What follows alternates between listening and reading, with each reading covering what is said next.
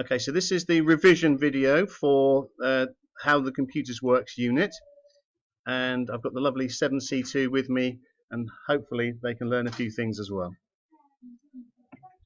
So the first slide, a network is two or more computers connected together using cables or Wi-Fi, and the important part of this particular definition is the second part. It's for the purpose of sharing files and resources. Otherwise, computers connected together wouldn't make a lot of sense if they didn't do anything between them.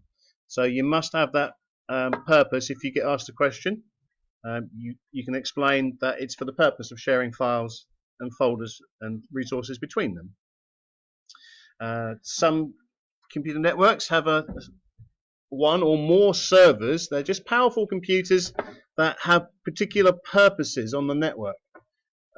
One could control all your email. One can control all the user access to which tracking all your logins in and out.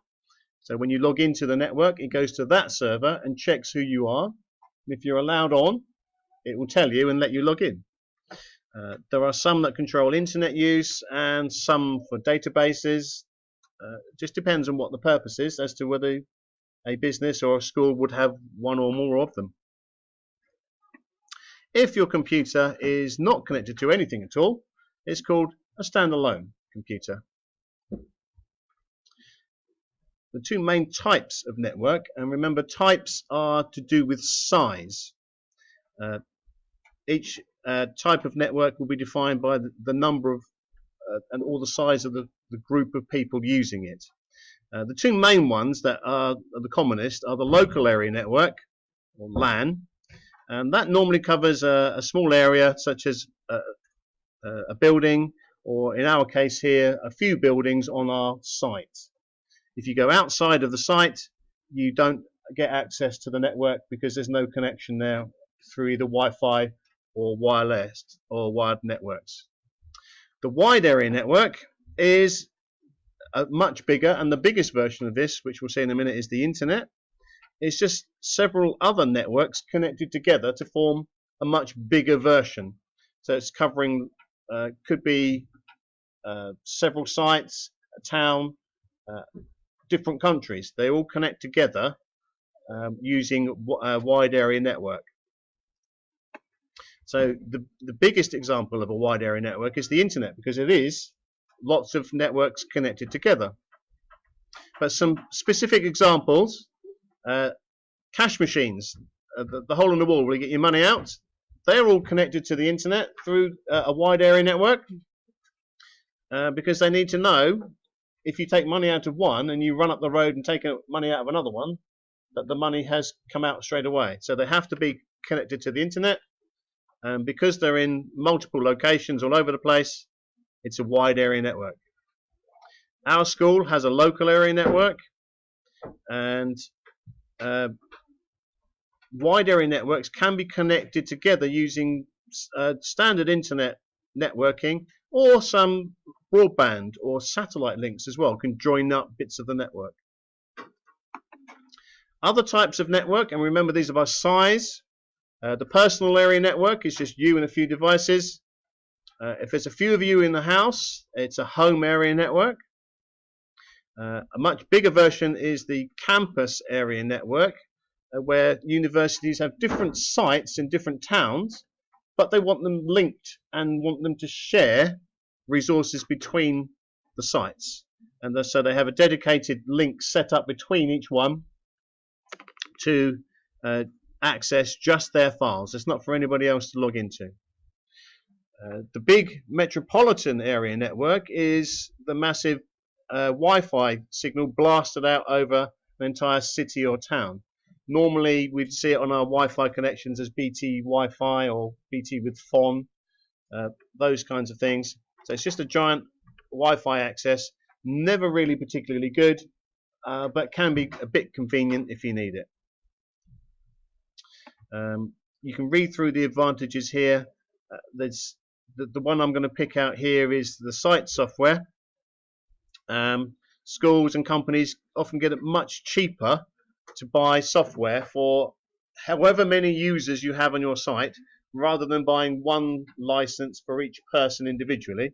So they will say anybody on the CVHS school site can open the software, and then you don't need to have separate licenses. It's all covered under one. Okay. Moving on quickly, there are a few disadvantages of being on the network. It's expensive. I think I calculated our network here to replace the entire thing would be roughly in the region of £100,000 with all the devices, the cable, the cabinets, and the expertise to install it all. Large networks are very complicated and would often need somebody to come in and fit it all in. And that costs money. If one of the servers breaks down, that particular function, whatever the server was doing, becomes inaccessible. But the rest will probably still work. So if your print server goes down, you can't print, but you can still do other things. You can read this one at your leisure. Topologies. Different configurations of computers, not to do with the size, but how they are actually wired together. Bus networks have the main cable down the middle and a special terminator either end, or your bus stations either end, and the data goes up and down the cable. Easy and quick to install because it's just one cable and a few connectors, but if that main cable fails, your network's gone. You can't get across the gap. And because data is going backwards and forwards, it will collide into each other. Data is being sent by electricity, so you can't have electricity jumping over or passing through other electricity. It doesn't work. So it can't. The data can't transfer past itself, so it will crash. And the computers sending the data will have to send it again, and then maybe again and again, and eventually all the data will get to the other side. But the more computers you have, the more collisions there will be. The ring network is just a loop of computers in a giant circle. Easy to set up because they're all in a line, but joined up at the end. In this type of network, the data travels around in one direction, like a roundabout. So data can come on and off the roundabout or the ring quite quickly. There's no data collisions because it's all going in one direction, so it's quite useful. But if the main cable or any other device breaks in the chain, then the network's gone. Okay. There is a line version of this which isn't connected. It's just one solid line, but it has similar problems. The star network is the most reliable and the most efficient version. It involves having a hub or a switch in the middle and all the devices connect to it. So if one of your computers breaks, the network's fine. But if it doesn't, it's very fast, very reliable. The data only goes to and from the devices which it needs to go to. It doesn't bother anybody else, and it's really quick. The problem is it can be expensive to put the devices in, and it uses a lot of cable because every cable has got to go to each device and back to the hub or the switch. And it might need somebody to come in and set it up. Okay. General definition of a computer. There are several that you could think about. This one is just a device that manipulates data. You can just read this. That's fine. There's a couple of simpler ones here. Machine which responds to instructions to complete a task. And this one about input data, processes it and outputs it, leads it into the diagram which you'll need to remember.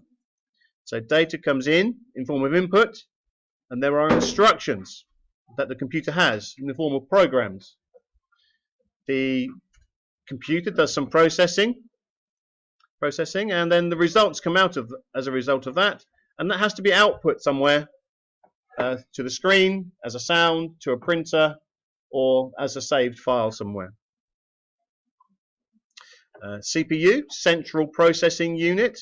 It acts like the brain of the computer and does all of the thinking and controlling of instructions around the system. You can read this, and it does go into a little bit more detail there, and you can pause this if you need to. Here's how it works. It receives an instruction from memory, and then it says, can I do it?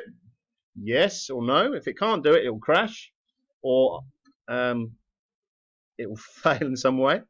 If it can do it, it just does it, and then sends out the results, and then says, what's next? Give me another instruction to do. And it just goes over and over and over and over and over again.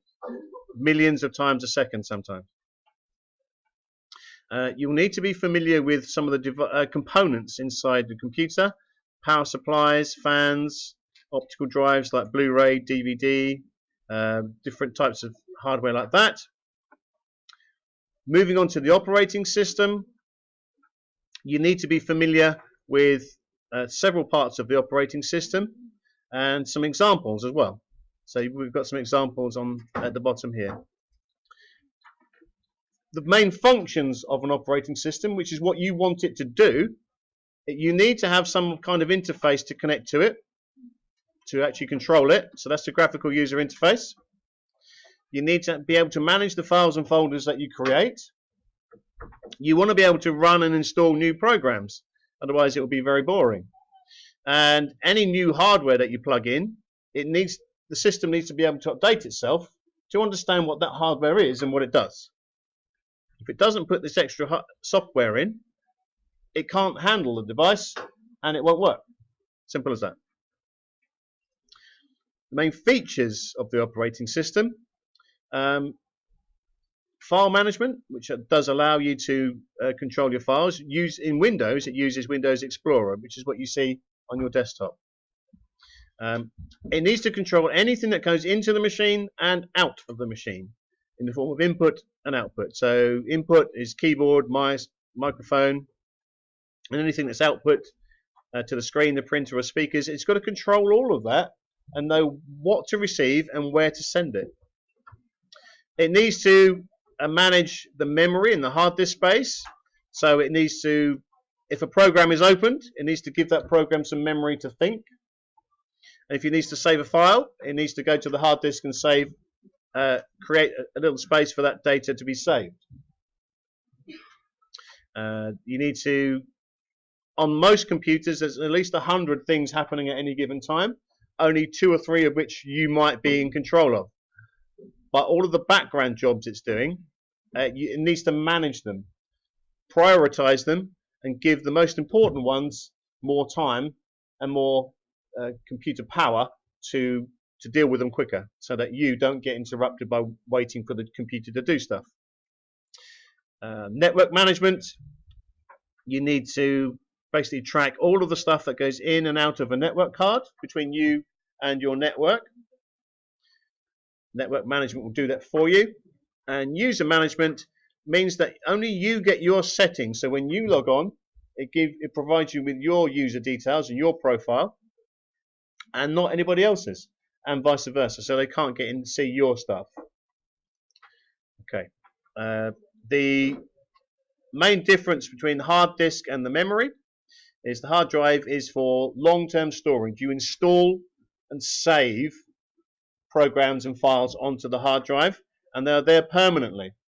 They don't get deleted unless you physically delete them yourself. And when the system needs to use them, it copies them off the hard drive into memory so that they can be used. But the memory is only the short-term memory for whatever the computer is currently thinking about. If it's not thinking about it anymore, it empties that bit of memory ready for something else. If you switch the machine off, all the memory is emptied. And that should be your revision. Thank you.